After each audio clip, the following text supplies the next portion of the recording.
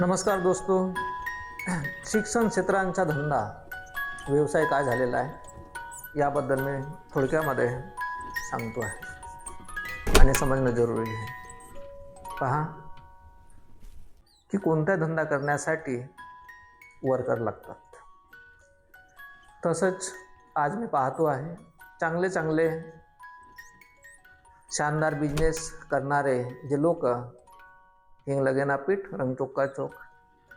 कारण की इतर भाजीपाल्याचा धंदा करायचा असेल पैसा इन्व्हेस्ट करावा लागतेच, आणि पैसा इन्व्हेस्ट केल्यानंतर जरी त्या वस्तू विकल्या नाही तर मग त्याचा बेनिफिट मिळाला नाही तर त्या धंद्यापासून आपल्याला बर्बाद व्हावं लागते. परंतु हा क्षेत्र असा आहे याच्यामध्ये वस्तू विकण्याची किंवा कोणी ऑब्जेक्शन घेण्याची गरजच नाही आहे. शिक्षणावरती काय आहे, वर्षभर जरी शाळेत गेला तो बुद्धचा बुद्धू राहिला तरी कोण ऑब्जेक्शन घेते त्यांच्यावरती? कोणी घेत नाही. तर हा व्यवसाय का झालेला आहे शिक्षण क्षेत्रांचा.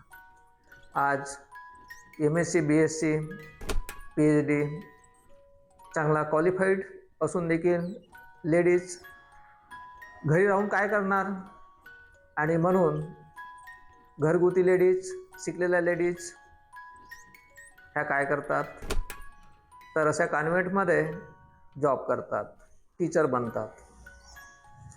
आता मला सांगा की एकेका विद्यार्थ्यांकडून, बरोबर लक्ष द्या, एकेका विद्यार्थ्याकडून जवळपास 10-20 हजाराच्या खाली ॲडमिशन, वर्षभरामध्ये 5-5, 6-7 हजाराच्या पुस्तका वेगळ्या, सूटबूट वेगळं, ड्रेस वेगळं, सगळ्या गोष्टी वेगळ्या, बस भाडा वेगळं, इथं सगळ्या गोष्टी एकंदरीत 5-50-60 हजार लाखो रुपयापर्यंत किंवा पोद्दार किंवा स्वामीनारायणन इंटरनॅशनल लाखोच्या वर या सगळ्यांचा बजेट जातो. तर एवढाला पैसा खर्च करून देखील त्या संस्थेमध्ये काम करणाऱ्या ज्या लेडीज असतात कॉन्व्हेंटमध्ये, इंग्रजी शाळांमध्ये, त्यांना 2-2, 3-3 हजार,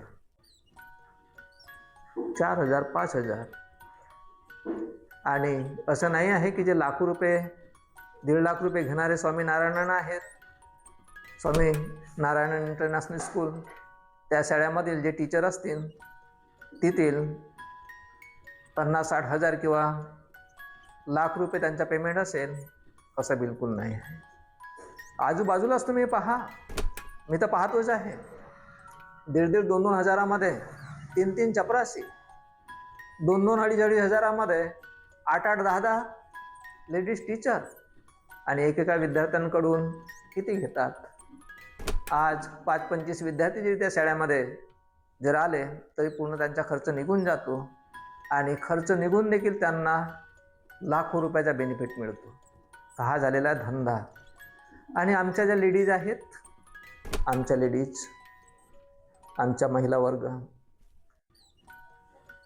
यांच्यामध्ये जागृती का निर्माण होत नाही.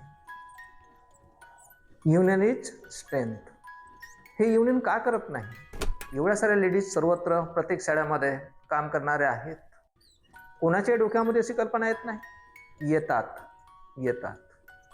परंतु त्याला समोर जाऊन असं आम्ही जे सांगत आहोत असे सांगणारे मात्र आणि प्रोत्साहन देणारे मात्र भेटत नाही.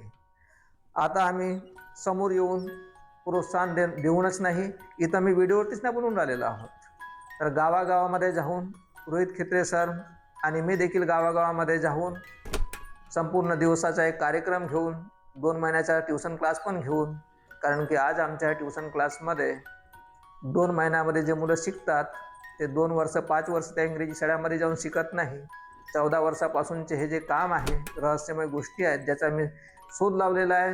Necessity is the mother of invention, गरजेची शोधाची जननी आहे, आणि आता मॅक्झिमम पाहिजे त्या गोष्टींचा आम्ही शोध लावलेला आहे. आता आम्ही चुपचाप बसणार नाही, आणि आमच्या लेडीज, महिलांना देखील गुलामीमध्ये राहू देणार नाही. याच्यातून आम्ही मुक्ती करून दाखवणार आहे आणि करून देणारच आहे. दॅट्स